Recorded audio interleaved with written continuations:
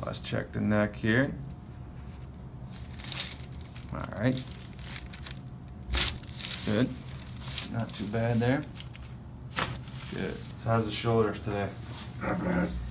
Luke's a quarterback, so there's a lot of torque on the shoulder.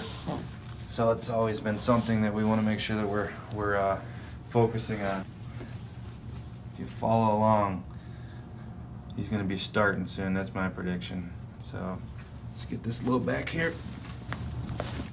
Good. A lot of the bigger guys, they always wonder if a little chiropractor, can he adjust these big guys? It has nothing to do with strength or anything like that or power.